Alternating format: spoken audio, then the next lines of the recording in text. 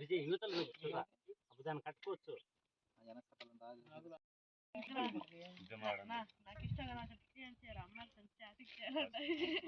ఆనబెట్టు ఆనబెట్టు ఇంకో కింద బిట్టు పై మీద బిట్టు మేడపూరి బిట్టు బాగుంటది.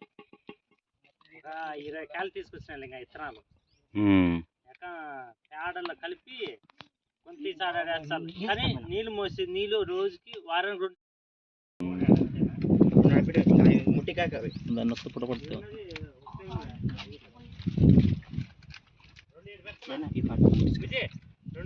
ముట్టికాయ రెండు పెట్టాను. ముట్టికాయ ముట్టికాయ